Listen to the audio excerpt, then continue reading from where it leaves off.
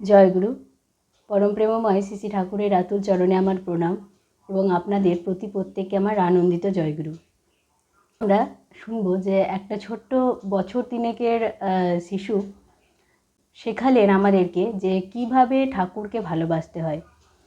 খুব রিসেন্ট একটা ঘটনা, পরম পূজ্যপাদ শ্রী শ্রী আচার্যদেবের কাছে এক মা তার বছর তিনেকের একটা ছোট্ট শিশুকে নিয়ে প্রণাম করতে গেছেন। মাটি আচার্যদেবকে প্রণাম করছেন, সেই সুযোগে ছোট্ট বাচ্চাটি গুটি গুটি পায়ে পরম পূজ্যপাদ শ্রী শ্রী আচার্যদেবের দিকে এগিয়ে যেতে শুরু করেছে। এমন সময় যে সমস্ত সেবকেরা থাকেন সেখানে, তারা ওই ছোট্ট বাচ্চাটিকে আটকাতে গেছেন। তাদেরকে তখন আচার্যদেব বাধা দিয়ে বলেছেন যে বাচ্চাটিকে আসতে দে। এবারে ছোট্ট বাচ্চাটি যখন আচার্যদেবের কাছে গিয়ে দাঁড়িয়েছেন, তখন আচার্যদেব তাকে বলছেন, তুই কি আমাকে কিছু দিবি? তখন খুব মহা উৎসাহের সাথে সেই ছোট্ট বাচ্চাটি তার ডান পকেটে হাত ভরে সেখান থেকে কিছু লজেন্স আচার্যদেবের কাছে দিয়েছেন। আচার্যদেব সেই লজেন্সটি খুব আনন্দ করে নিয়েছেন এবং আবার বলেছেন, তোর কাছে কি আরও লজেন্স আছে, আমাকে দিবি? বাচ্চাটি তখন তার বাম পকেটে হাত ভরে তার সেই পকেটে যে লজেন্সগুলো ছিল সেগুলো বের করে আচার্যদেবকে দিয়ে দিয়েছেন।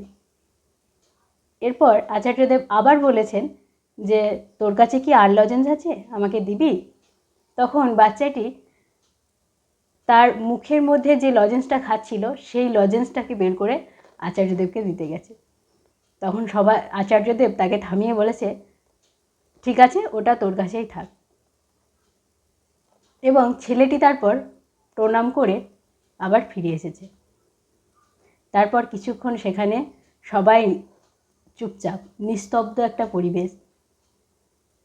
কিছুক্ষণ পর পরম পূজ্যপাদ শ্রী শ্রী আচার্যদেব সেই লজেন্সগুলো মাথায় ঠেকিয়ে প্রণাম করলেন এবং রেখে দিলেন।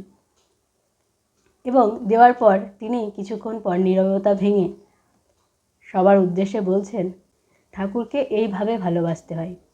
তার কাছে কোনো রকমের প্রত্যাশা না রেখে তাকে সবসময় যে দেওয়ার আকুতি এবং নিজের সর্বস্ব দিয়ে তাকে ভালোবাসা, এটাই হচ্ছে ঠাকুরকে ভালোবাসা।